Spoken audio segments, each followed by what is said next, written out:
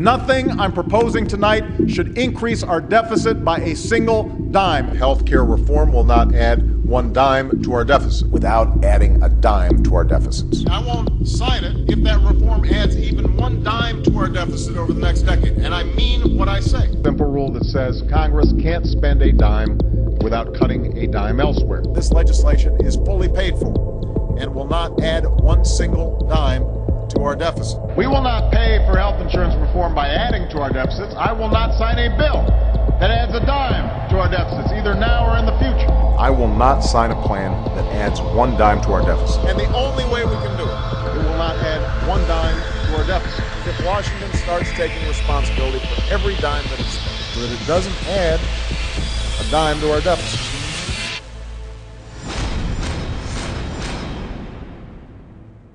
Good day, my fellow Americans. I'd like to speak to you today about President Obama's State of the Union address the other night.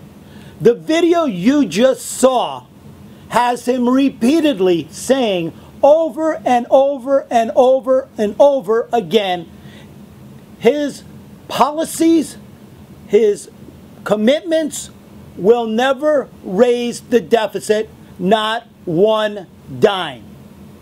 Are you kidding me?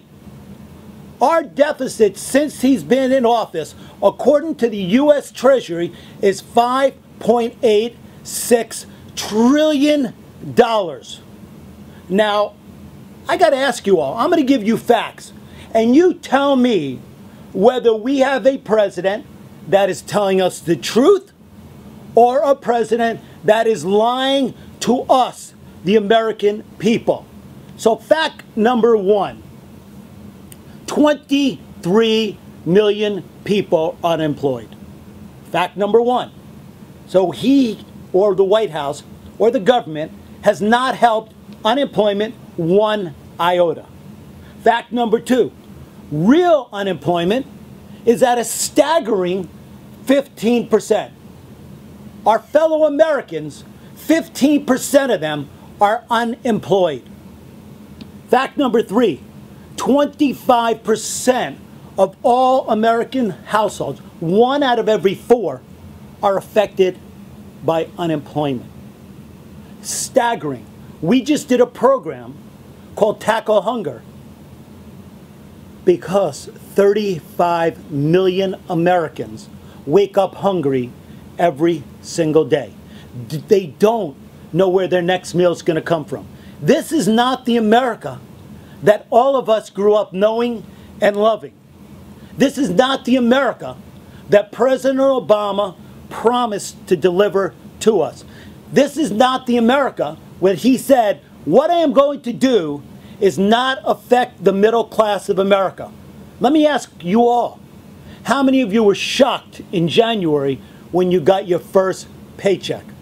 How many of you were shocked in January when on the 26th of the month you were expecting your government refund from your taxes to come back? Last year, by February the 12th, $56 billion worth of tax refunds were distributed. This year, a meager $7 billion.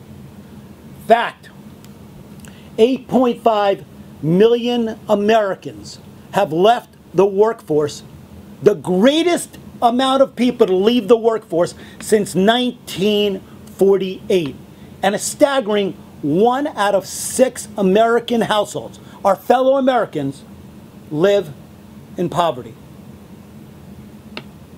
Median family income, since President Obama has taken office and promised not to hurt the middle class of America, has gone down 5%. Median income, 5%. That is huge. Huge because what has happened on the other side? The dollar has become devalued. Why? Because the government continues to print $40 to $80 billion a month, devaluing our dollar, why commodities costs are growing. This is, ladies and gentlemen, the perfect storm. You don't make as much money, but you spend more money, and you have no money for discretionary or to do extra things for you and your family. And with all this, President Obama continues to assault the free enterprise system that our great country was built on, that our forefathers came here for. For what? Because it was the land of opportunity. Now I want to end with this. President Obama swore under oath to uphold the Constitution of the United States, of our great America. But what did he say the other night in the State of the Union address?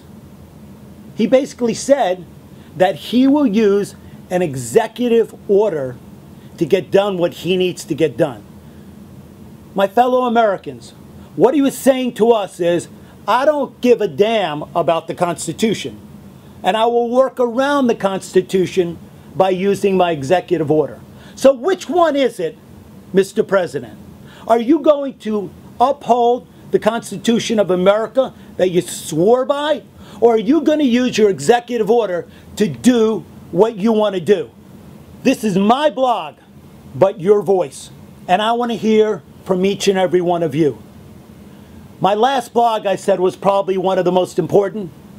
With the facts here, there's no doubt this is the most important.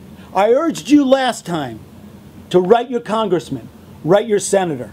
I want you today to bombard the White House with letters, to bombard them with emails, to rebel against what is happening in America right now. They must feel our passion. They must feel the pain that we have. And most importantly, they must hear the American people speak. Thank you.